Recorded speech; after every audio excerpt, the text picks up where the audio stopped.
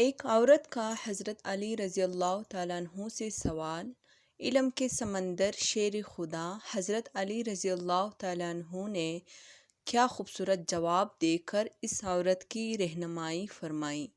ہماری آج کی اس ویڈیو میں مکمل تفصیل جاننے کے لیے وہ مکمل دیکھیے گا۔ محترم ناظرین، حضرت علی رضی اللہ تعالیٰ عنہ کی خدمت میں ایک عورت حاضر ہوئی، آ کر کہنے لگی، اے علی رضی اللہ تعالیٰ عنہ، آپ شیر خدا ہے۔ رسول اللہ صلی اللہ علیہ وسلم نے آپ کو علم کا دروازہ قرار دیا ہے۔ میں آج آپ کی خدمت میں ایک سوال لے کر آئی ہوں، آپ مجھے اس کا جواب دیجیے، کیونکہ مجھے اس سوال کا جواب بڑی شدت سے درکار ہے۔ حضرت علی رضی اللہ تعالیٰ عنہ نے فرمایا، اے عورت، واقعی مجھے اللہ کے رسول صلی اللہ علیہ وسلم نے، میرے تیزاد بھائی نے باقاعدہ یہ بات کہی ہے کہ میں علم کا دروازہ ہوں۔ آپ مجھے کیا پوچھنا چاہتی ہو، میں تمہیں اس کا جواب دے دوں گا تاکہ تمہاری زندگی سہل ہو سکے۔ اب وہ عورت آپ رضی اللہ تعالیٰ عنہ سے کہتی ہے کہ میں ایک شخص سے بڑی محبت کرتی ہوں، وہ شخص مجھ سے محبت کرتا ہے، میں اس شخص سے محبت کرتی ہوں صرف اور صرف اپنی روح کی تسکین کے لیے، لیکن وہ شخص مجھے چھونے کی کوشش کرتا ہے، وہ میرے جسم کی جانب اپنا ہاتھ بڑھانے کی کوشش کرتا ہے، وہ مجھے چھو کر اپنے نفسانی خواہشات کا اظہار کرتے ہیں، انہیں پورا کرنا چاہتے ہیں، مکمل کرنا چاہتے ہیں۔ اے علی رضی اللہ تعالیٰ عنہ، میں یہ پوچھنا چاہتی ہوں کہ کیا وہ میرے جسم کو چھو سکتے ہیں؟ کیا وہ اپنے نفسانی خواہشات کو پورا کر سکتے ہیں؟ اگر وہ اپنے نفس کی بھوک مٹا لے تو کیا یہ جائز ہے؟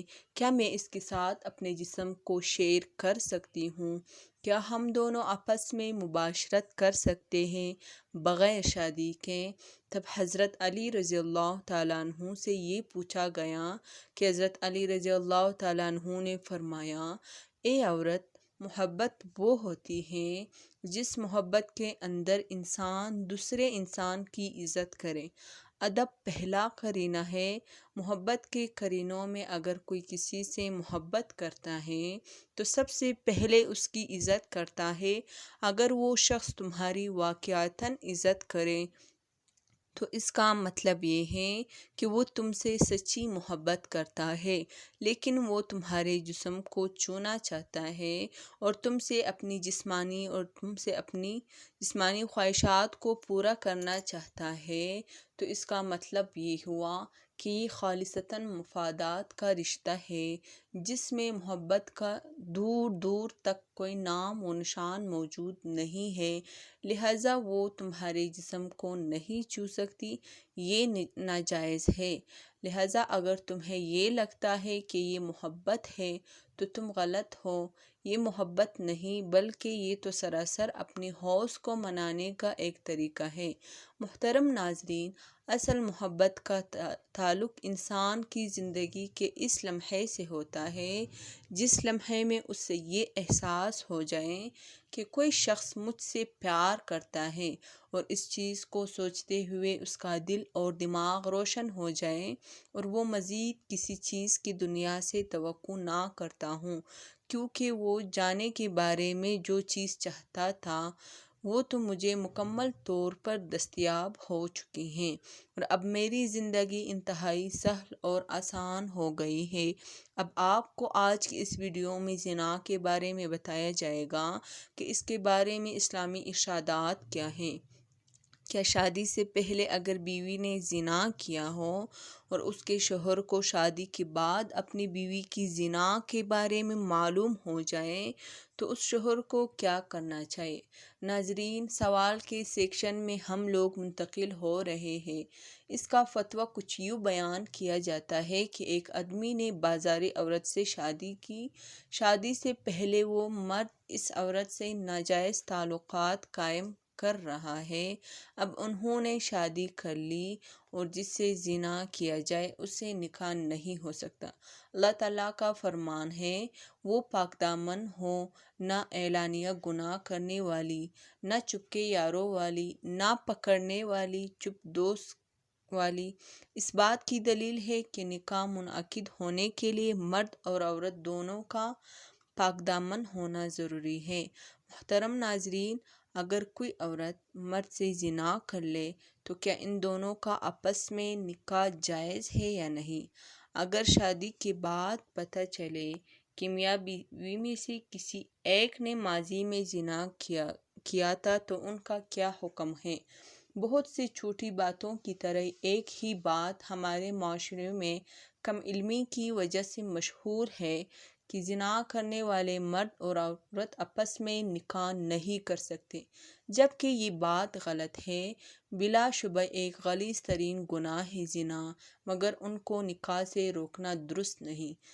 بلکہ میں سمجھتا ہوں کہ اگر کسی سے یہ زنا کا جرم ہو جائے تو ان کو آپس میں نکاح کرنا چاہیے، تاکہ ان کے معاملات آپس میں ہی رہے، اور ان کا نکاح بالکل جائز ہے اور ہو سکتا ہے، مگر شرط یہ ہے کہ وہ نکاح سے پہلے سچے دل سے توبہ کر لیں۔ تفصیل کچھ اس طرح سے ہے کہ زانیہ عورت کی زانی مرد کا نکاح اس وقت تک صحیح نہیں ہے جب تک وہ توبہ نہ کر لیں۔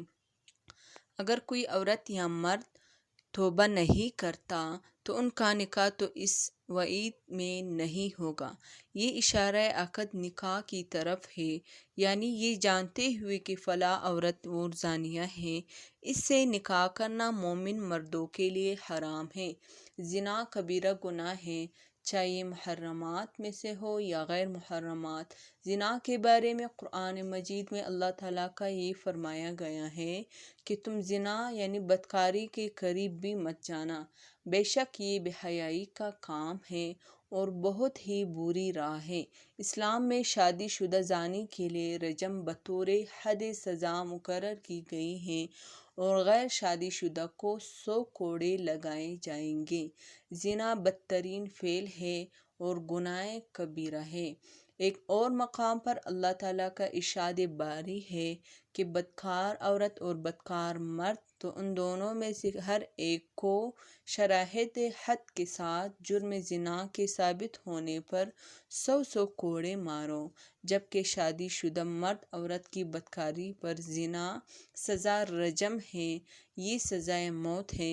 محرمات کے بارے میں قرآن مجید میں تفصیل بیان کر دی گئی ہے کہ ان رشتوں سے ہمیشہ کے لیے نکاح کرنا حرام ہے اور زنا تو بدرجہ اولیٰ حرام ہے۔ تم پر سورۃ النساء میں ہے کہ تم پر تمہاری مائیں اور تمہاری بیٹیاں، تمہاری بہنیں، تمہاری پھوپھیاں اور تمہاری خالائیں اور تمہاری بھتیجیاں اور بانجیاں اور تمہاری مائیں اور جنہوں نے تمہیں دودھ پلایا ہو اور تمہاری رضاعت میں شریک بہنیں اور تمہاری گود میں پرورش پانے والی وہ لڑکیاں جو تمہاری ان عورتوں کی بطن سے ہے جس سے تم صحبت کر چکے ہو، پھر اگر تم نے ان سے صحبت نہ کی ہو تو تم پر ان لڑکیوں سے نکاح کرنے میں کوئی حرج نہیں، اور تمہاری ان بیٹوں کی بیویاں بھی تم پر حرام ہیں جو تمہاری پشت سے ہے، اور یہ بھی حرام ہے کہ تم دو بہنیں کو ایک ساتھ نکاح میں جمع کرو، سوائے اس کے کہ جو دور جہالت میں گزر چکا ہے، بے شک اللہ تعالیٰ بخشنے والا اور مہربان ذات ہے۔ ناظرین حضرات، کمنٹ باکس میں اللہ جل جلالہ کے 99 ناموں میں سے ایک نام ضرور ٹائپ کریں۔ جزاکم اللہ خیراً، احسن جزاء فی الدارین۔